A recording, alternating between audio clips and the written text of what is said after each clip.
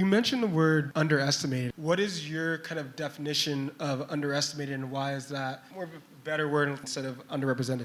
Yeah, I mean, underrepresented is accurate too, but underestimated for both groups, for people who are talking to, like allies, I guess you could call them, it changes the tone. Like, I'll give you an example. I'd speak a lot at a lot of events, and they used to really just introduce me. It's like, Arlan Hamilton is in the DEI space, and you would see half the group, the audience, just stand up and walk out. Like, oh, I got to get lunch, and it's like 6 a.m.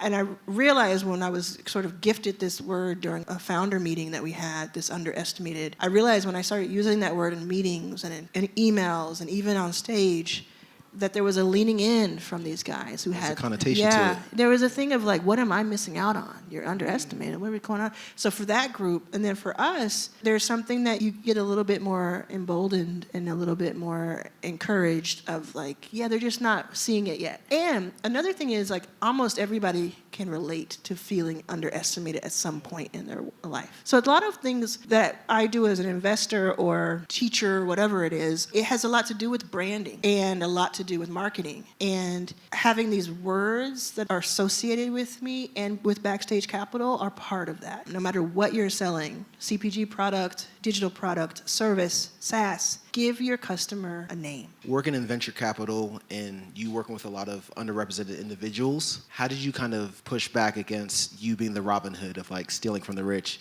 giving to these poor companies, and your expectations for anybody that you invest in? So we see so many companies, but we only invest in less than 1%. It's not like, oh, you're black, let me let me get my coin purse. So it's not like that. It's competitive. And then Mark Cuban is our largest LP. He invested $6 million of the 30. And he does not play. He's not here for like a Make-A-Wish Foundation type of thing. He wants us to make money for him. And you can't make money for him and for other LPs, which is my job, if you're not looking at it with a critical lens. And I know that the most of the entrepreneurs in our portfolio and outside of our portfolio understand that we have to hold ourselves to a certain standard. It's a detriment to them if we don't. Yeah, I want to talk about your thoughts on like bringing your full self to work, code switching. How have you navigated that? How have you brought your full authentic self to the workplace? I personally say, if you're not feeling comfortable, if you're not feeling like you can show up as yourself, go somewhere else. But I also know it's not as simple as that. But I just refuse to spend any waking moment not being appreciated by people that I'm actually working actively to help. Like, I can't be in an environment where only part of me is okay with you. I don't know how to do that. So I think even though it can't happen overnight, I think if you're in a position right now, in a situation right now where you're like, I have to be fake at work, or they don't appreciate me a certain way, just start your exit plan. That's all I'm saying. Just start the plan. It doesn't have to be tomorrow. You're more valuable than staying in a situation like that. And that goes for love life too, by the way. I'm curious, if someone in this room wanted to start a VC fund, what would you say the best pathway is? There are many pathways. There's not any right answer, but I would say be really clear about why you want to start a fund. It sounds cool. It sounds even sexy sometimes because you're talking about all this money and kind of how the math works. It can be lucrative even if you're not good at it because you can make money from management fees. But it is so difficult to raise. But even if you raise it, it's incredibly difficult to run. So please have a clear idea of why you want to do this and really talk to yourself about that. I think what you do is you don't wait for everything to be perfect because it's never going to be perfect. So you start with talking to founders and getting to know founders and knowing who you would invest in if you had it. Not only just knowing it and talking to founders and being that call for founders, because that's really valuable, but starting to create like a fantasy portfolio and writing deal memos, like saying, I would invest in this company because this is how it fits with my thesis. This is what I think. And start writing them because you might find yourself in a situation where LPs, limited partners who invest in funds, where you can show them that work. I also think if you can be an angel investor, become one. I forgot, but you don't have a college degree, correct? Correct. So can you talk to me about your thought process around learning and how you attain information and how you've become money over time? I got into colleges. I could have gone to college. I even got, scholarship. I was on the way to that. But first of all, just didn't like school at all, and I didn't know why 4 more years of it would be any better. I didn't quite get that. And then second of all, my family was poor, and even with the scholarship, I didn't want to leave them behind to deal with that. So I just made the decision very early that I wasn't going to go to college. I wasn't pressured to go, which was cool, even though my mother is a graduate. And I think it's really cool if you do go, and I think it's cool if you decide not to. Like, there's not a day that goes by where I don't learn something. And that you can go, I was just, like, on the ride over here, I was watching a YouTube video, learning something. Like, you can just learn so much online. A lot of it's for free. I just think that we can learn from experiences. We can learn from just like curriculum that's now sourced online, and obviously look for the source and who it is and is it trustworthy. But there's just so much to learn. So I just think that it's more about like following your interests and almost following your obsession and your passion, of course, rather than like, oh, what school did you go to? One thing you haven't talked about yet is you talk about in your book how you had a little bit of a fear to speak. How did you go from not being a speaker and not being too scared to like where you are now? Didn't have a little bit of stage fright. I had a lot of stage fright. I was so terrified. I once hid behind a tree while I was supposed to be a host for Colorado Spring Pride. A tree has another side to it, right?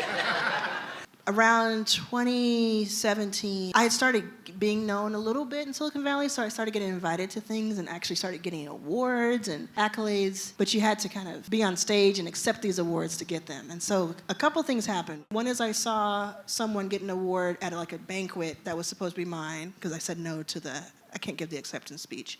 So I gave it to someone else. And I was with my mom, who has gone through so much with me. And I was just like, oh, she flew all the way out here to watch somebody else get my award. It's kind of a bummer. And the other one was that I was supposed to speak at Forbes 30 Under 30 at Faneuil Hall in Boston with Richard Branson was going to go on right after me. So I would have had an excuse. He was like one of my heroes. I would have had an excuse to talk to him. And I canceled like the day before because I was so scared. So when that happened, I said, I had been reading Shonda Rhimes' The Year of Yes. Yeah.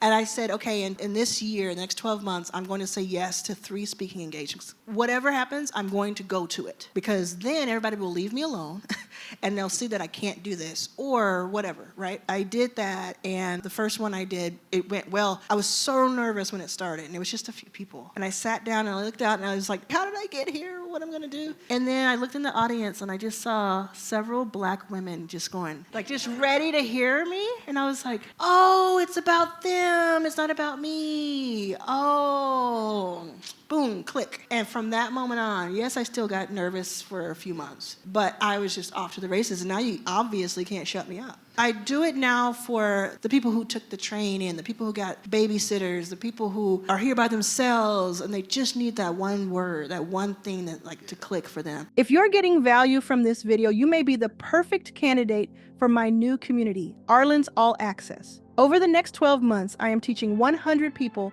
how to make an extra $100,000. In my Arlan's All Access community, I will help you grow your personal brand, unique skills, network, and impact to add at least $100,000 to your income within 12 months. Go to the link in the description below to join while there's still room. My question for you is, in those early conversations, how did you prove out your expertise when your background is so non-traditional? I did what I tell founders to do, is like be so good that you're undeniable. So no, I didn't have a college degree. I didn't have a network. I didn't have anything on paper that made sense for people to give me millions of dollars. But I did spend years working with founders who are ultimately the customer of this. Working with those founders, then eventually working with investors, and not in a transactional way, but just helping them make connections. So when Susan made her first investment, and then she felt like she could introduce me to the next person, I could say all of the things that I had done up until that point. Like when you come to me as a founder, I don't look at what school you went to or the millions you've made already, if that's the case. I look at what have you done with the resources that you have up until this point. And so that's how I looked at this, was let me give them receipts. They may be receipts that they don't quite understand, but they're going to be the equivalent. when we started getting into like these investors like Stuart Butterfield and Ellen Powell and Brad Feld and all these people in tech, when they started reaching out to people, they would reach out to founders. I had this huge network of founders that could say, yeah, she's been helping me for 3 years without any equity or anything, you know, or any this, and that. That made a huge, huge difference. So you can't let the lack of resources stop you from doing something. Like I said, also, I had all that information, so I could go toe-to-toe with these people. And these guys were like, how did you know all of that?